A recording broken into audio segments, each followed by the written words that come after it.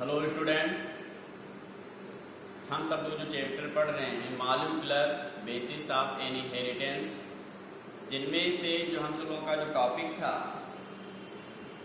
The search for genetic material, हम सब लोग आनुवांशिक पदार्थ की खोज के बहुत सारे जो एक्सपेरिमेंट्स हैं उसका अध्ययन कर रहे थे, जिनमें से एक एक्सपेरिमेंट्स हम सब लोगों ने पढ़ लिया था। उसका नाम था पहला जो हम सब लोग पढ़ चुके हैं, ट्रांसफॉर्मिंग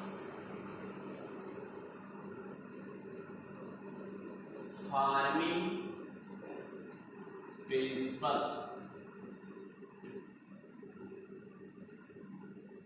ट्रांसफॉर्मिंग प्रिंसिपल, ये एक्सपेरिमेंट्स हम सब लोग पढ़ चुके हैं।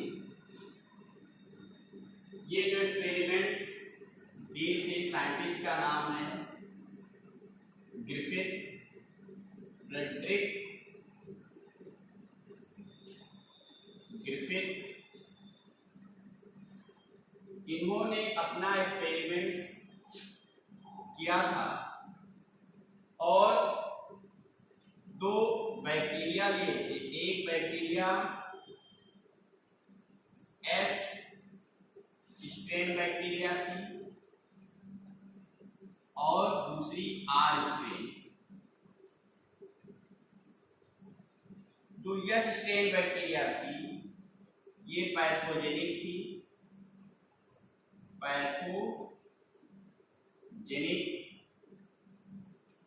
और ये आर जो बैक्टीरिया थी ये नॉन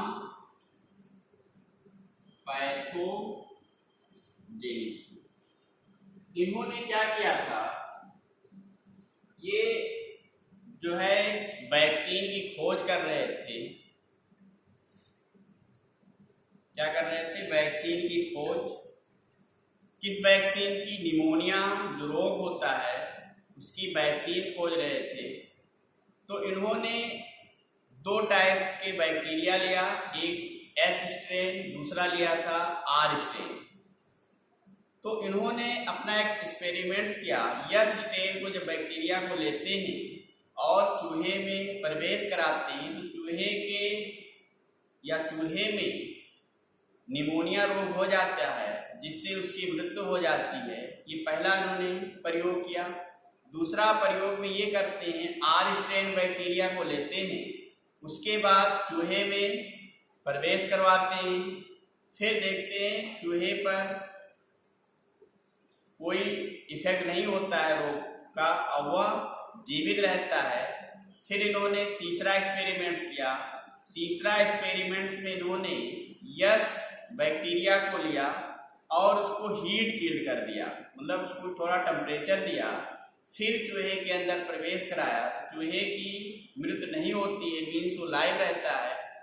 उसके बाद इन्होंने yes strain heat killed bacteria लिया, उसके साथ आर स्ट्रेन को बैक्टीरिया लिया, एक साथ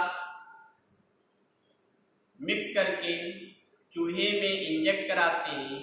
तो देखते हैं कि चूहे में निमोनिया रोग हो जाता है और उसकी मृत्यु हो जाता है। तो ये अनुमान लगा रहे थे कि जो आर स्ट्रेन बैक्टीरिया है जो रोग उत्पन्न नहीं करती है, इसका मतलब ये जो बैक्टीरिया है जो आर स्ट्रेन बैक्टीरिया है वो यस स्ट्रेन में बदल जाती है। मीन्स आर स्ट्रेन इसमें बदल गया, यस स्ट्रेन में बदल जाता है।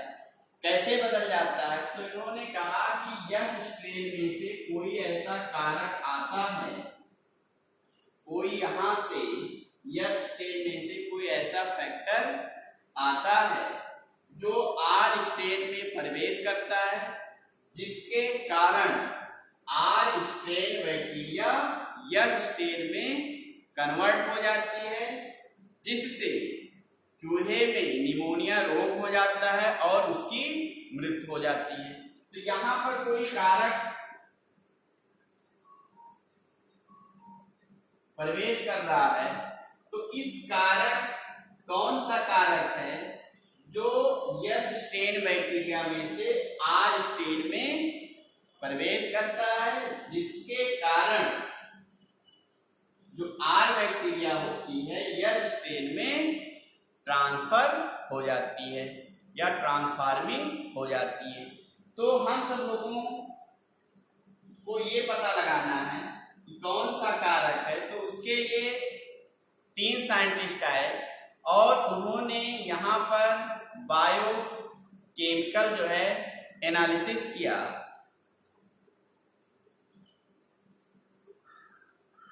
तो जो दूसरा इसका बायोकेमिकल जो एक्सपेरिमेंट्स है, जब सब लोगों को पढ़ना है, इसके बाद हेडिंग है बायोकेमिकल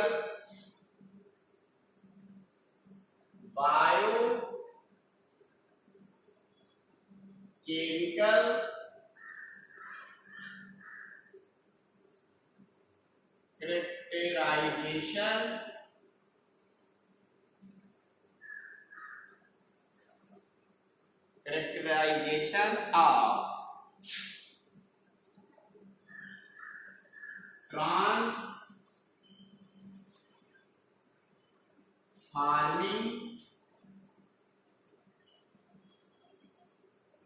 principles। जैव रासायनिक एक्सपेरिमेंट्स है। यहाँ पे जो केमिकल जो प्रवेश कर रहा था वो कौन सा फैक्टर है या कौन सा रासायनिक पदार्थ है जो यस स्टेज में से आर स्टेज में चली जाती है, उसी का पता लगा रहे हैं। ये जो साइंटिस्ट हैं, 3 साइंटिस्ट हैं, इनका नाम है एवरी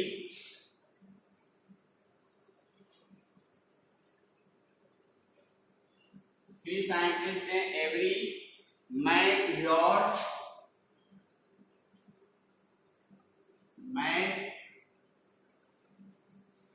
है। दूसरे हैं मैककर्टी,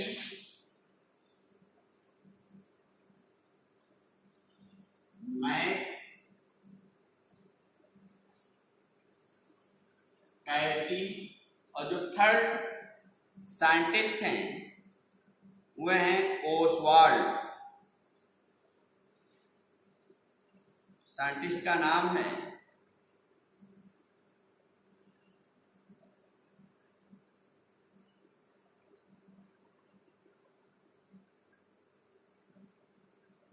एवरी मैकलियोड और मैककर्टी।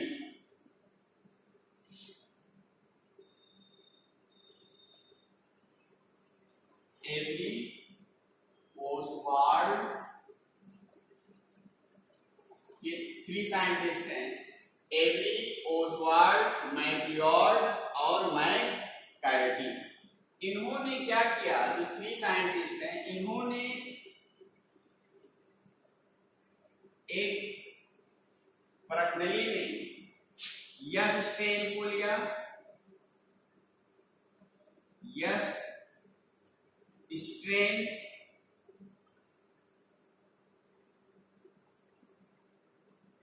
इसको हीट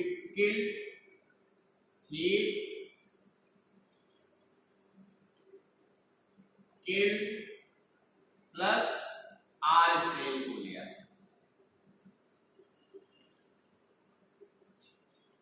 क्या किया इन्होंने, yes strain heat kill bacteria को लिया और दूसरा इन्होंने क्या लिया, आर स्ट्रेन। अब इसी का जो है ये एनालिसिस कर रहे हैं कि यस स्ट्रेन में से कौन सा कारक या कौन सा केमिकल आर स्ट्रेन में जाता है जिससे आर जो है यस स्ट्रेन की तरह कार्य करने लगता है, मीन्स वह डिजीज उत्पन्न करने लगता है। तो इन्होंने बताया कि या तो प्रोटीन हो सकता है, सब लोग कह रहे थे सबसे अधिक शरीर में बॉडी में प्रोटीन होती है, या फिर आरएनए जाता है, या फिर डीएनए जाता है। इनमें से कुछ ऐसा पार्ट है, वो क्या हो सकता है, प्रोटीन हो सकता है, या आरएनए हो सकता है, या फिर डीएनए हो सकता है। ठीक है, तो इसी का ये एनालिसिस कर रहे हैं, पता लगा रहे हैं कि कौन सा कारक है, मींस कौन सा केमिकल है जो यस से आर में प्रवेश करता है। तो पहले एक्सपेरिमेंट्स में इन्होंने क्या किया कि प्रोटीन पाचक एंजाइम लिया, प्रोटीनेज, इस तरीके से देखिए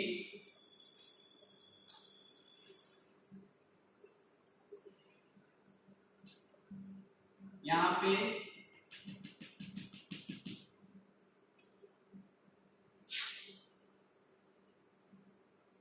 प्रोटीन है, इसमें इन्होंने इसमें क्या डाल दिया, प्रोटीएज एंजाइम, प्रोटीएज एंजाइम डाल दिया। और जो प्रोटीएज एंजाइम होता है ये प्रोटीन पाचक एंजाइम क्या है, अगर एज लगा है तो वो क्या है, ब्रेक डाउन वाला एंजाइम में जो ब्रेक करता है या डाइजेस्ट करता है कोई ना कोई एंजाइम है। तो जो प्रोटीएज है ये प्रोटीन पाचक एंजाइम है, क्या करता है एंजाइम, प्रोटीन को ब्रेक कर देता है। ठीक है, तो जब प्रोटीएज एंजाइम डाले तो देखते हैं कि जो आर स्टेन बैक्टीरिया थी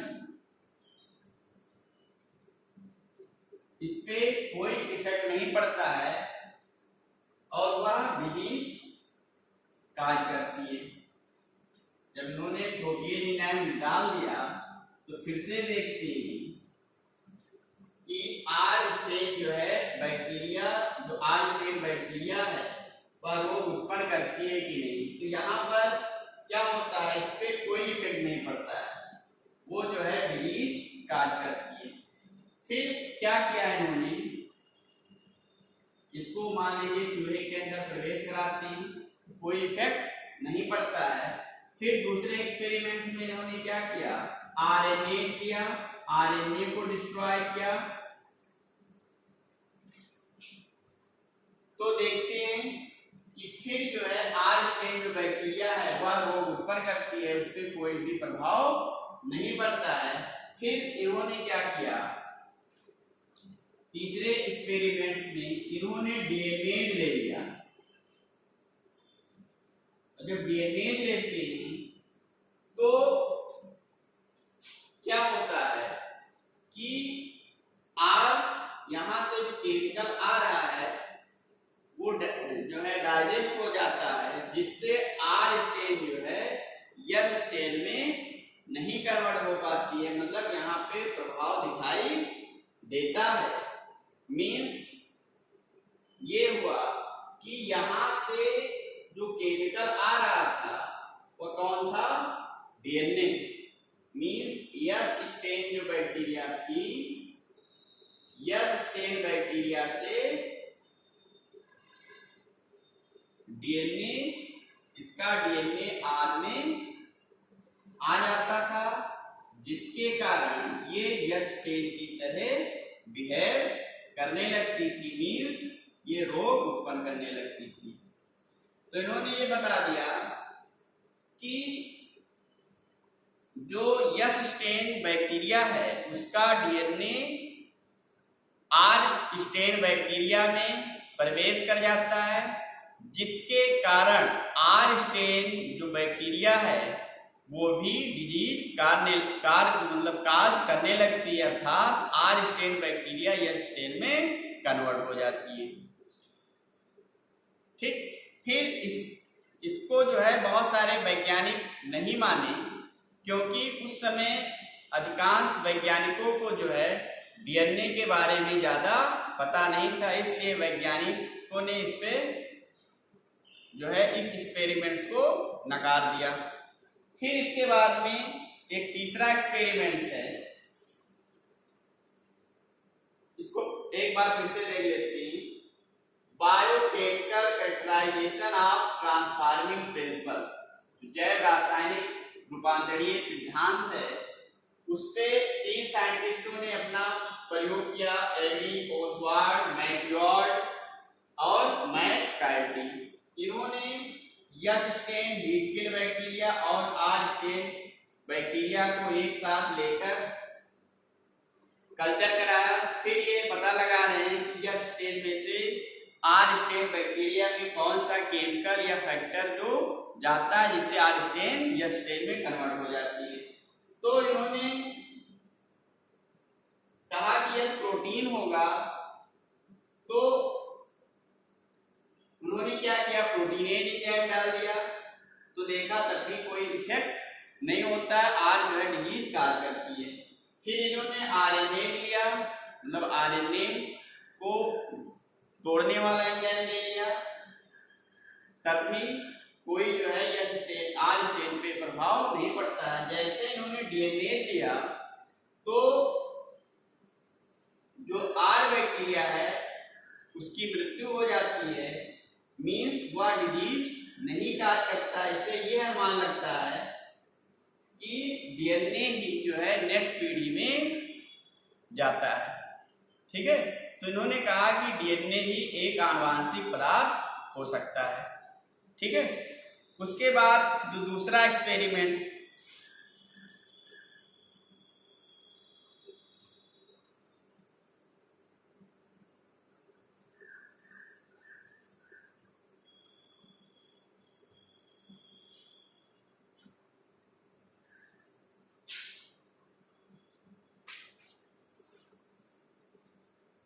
हर्शे और चेज का एक्सपेरिमेंट है।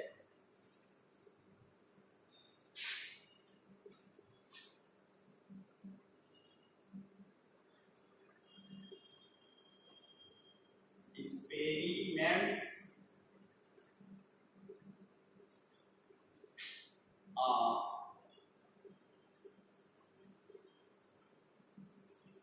हर्शे एंड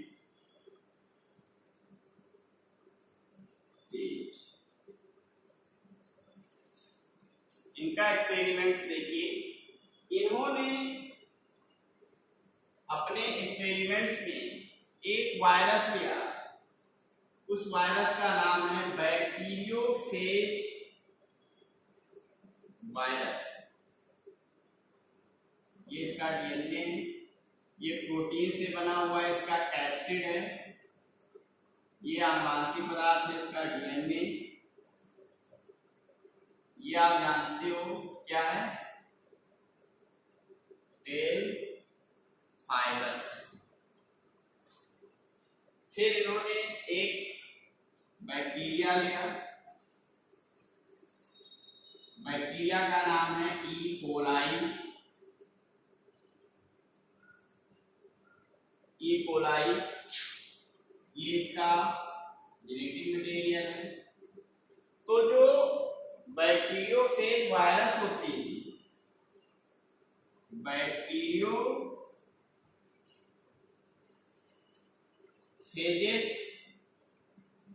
जो वायरस होती है, ये वायरस बैक्टीरिया पर डिजीज काज करते हैं या उस पर रोग उत्पन्न करते हैं। ऐसे वायरस को बैक्टीरियोफेजेस वायरस कहते हैं, बैक्टीरियोफेजेस वायरस कहते हैं। अब ये जो बैक्टीरिया जो वायरस है, ये इस पे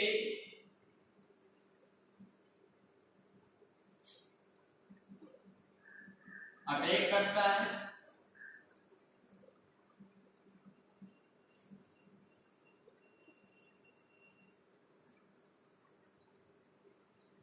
और इसका जो डीएनए है, केवल डीएनए ही इसके अंदर प्रवेश करता है, जबकि जो कैप्सिड है, जो प्रोटीन वाला पार्ट है, वो बाहर ही रह जाता है।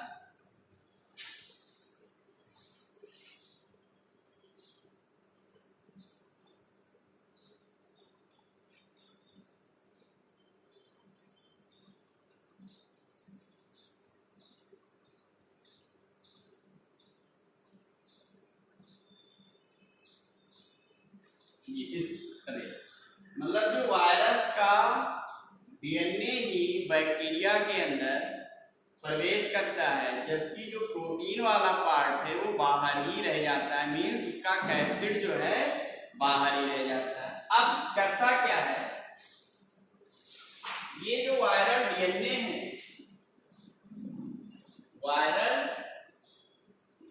डीएनए है, ये वायरल डीएनए इसका मशीनरी सिस्टम का यूज करके, मीन्स इसका एंजाइम यूज करके, इसका राइबोसोम यूज करके इसके डीएनए को हाईजैक कर लेता है। इसका सभी मशीनरी सिस्टम को यूज करके जो है ये अपने डीएनए को द्विगुणित करता है। जो वायरस होता है ये अगर शरीर के बाहर है, मीन्स सेल के बाहर है, लिविंग सेल के बाहर है तो नॉन लिविंग होता है, अगर लिविंग सेल के अंदर है तो ये लिविंग कैरेक्टर जो है शो करता है।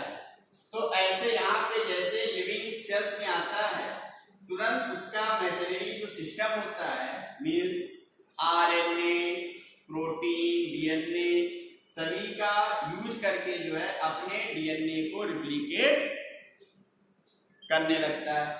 तो ऐसे यहाँ पे भी हो रहा है, ये बहुत सारा जो है इसका मशीनरी यूज करके बहुत सारे आरएनए बनाता है, फिर उसका प्रोटीन पार्ट को लेकर अपने चारों तरफ जो है प्रोटीन आवरण बना लेता है, कैप्सिड बना लेता है ऐसे इस टाइप। अब आप देख रहे होंगे कि बहुत सारे जो है बैक्टीरियोफेज वायरस यहाँ पर तैयार हो गए। बहुत सारे जो है बैक्टीरियोफेजेस जो वायरस हैं रेडी हो चुके हैं, तैयार हो चुके हैं। अब पूरा इसका जो मशीनरी ये यूज कर लेता है तो जो बैक्टीरिया सेल होती है उसकी मृत्यु हो जाती है, मीन्स उसकी डेथ हो जाती है। ठीक है, तो यहाँ पर आप देख रहे होंगे कि जो नेक्स्ट पीढ़ी में जा रहा है प्रोटीन पार्ट नहीं जा रहा है, नेक्स्ट पीढ़ी में जो है उसका डीएनए ही जाता है। तो इन्होंने क्या किया, दो प्रकार से जो है बैक्टीरिया को कल्चर कराया दो मीडियम में।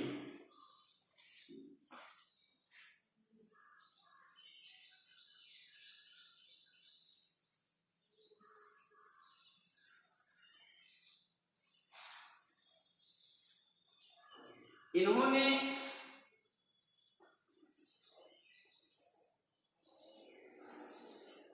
बैक्टीरिया लिया और बैक्टीरियोफेज वायरस लिया है।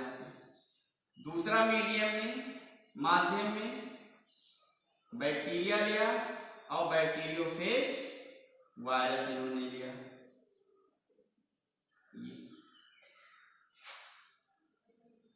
पहले वाले में ये पहला है, मान लीजिए ये दूसरा है। पहले वाले में ये लेते हैं सल्फर के आइसोटोप्स, सल्फर के आइसोटोप्स या रेडियो एक्टिव लेते हैं, रेडियो एक्टिव लेते हैं। दूसरे में ये लेते हैं फास्फोरस के रेडियो एक्टिव लेते हैं।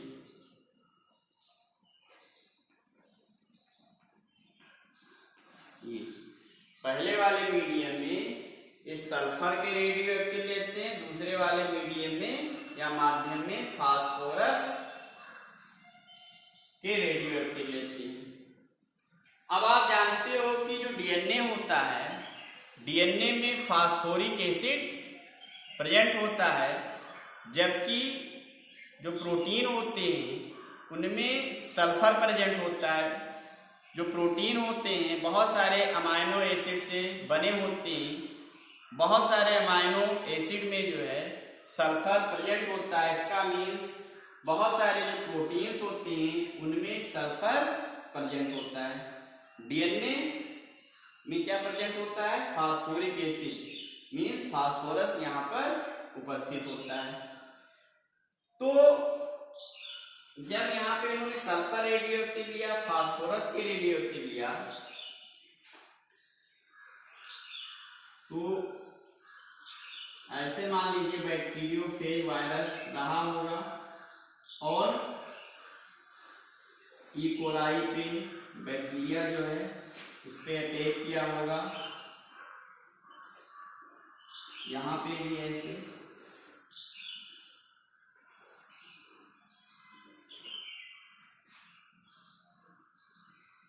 फिर इसके बाद में अटैक होने के बाद इसके अंदर जो है बहुत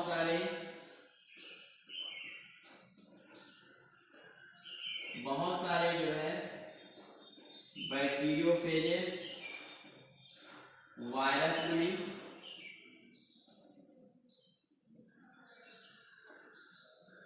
बहुत सारे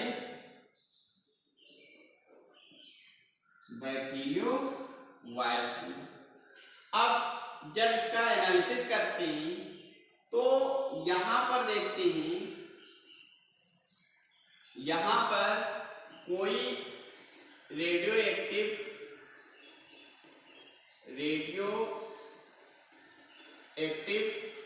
नहीं प्रेजेंट था। यहां पर जब एनालिसिस करते हैं तो देखते हैं कि यहां पर रेडियो एक्टिव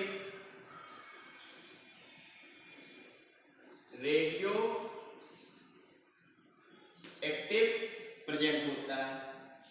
इससे यह मान लगता है कि जो डीएनए होता है वही नेक्स्ट पीढ़ी में जाता है, जबकि जो प्रोटीन वाला पार्ट है, मीन्स प्रोटीन जो है वो नेक्स्ट पीढ़ी में नहीं जाता है।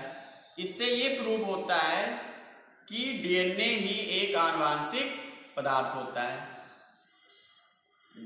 आनुवांशिक पदार्थ किसे कहते हैं? जो आनुवांशिक लक्षणों को एक पीढ़ी से दूसरे पीढ़ी में ले जाता है उसी को हम सब लोग क्या बोलते हैं?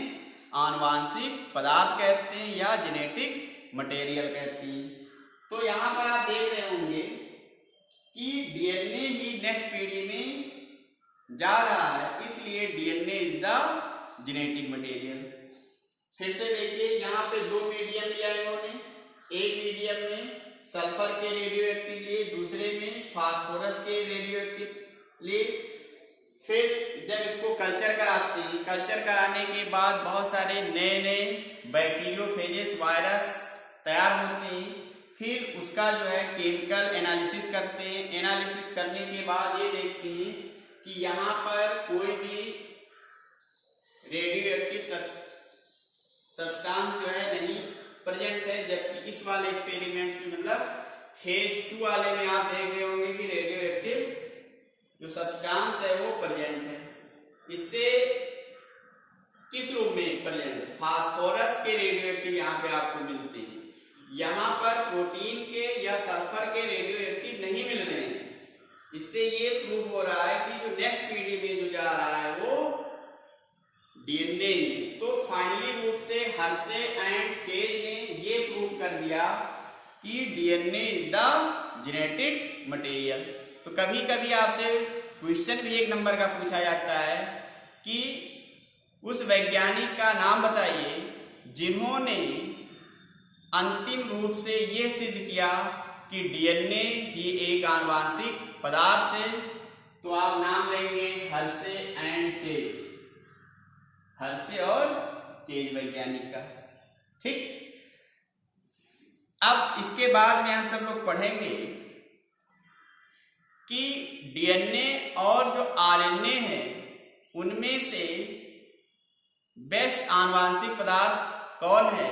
तो पहले हम सब लोग पढ़ेंगे जेनेटिक मटेरियल के कैरेक्टर्स, कौन कौन से लक्षण होने चाहिए आनुवांशिक पदार्थ के लिए।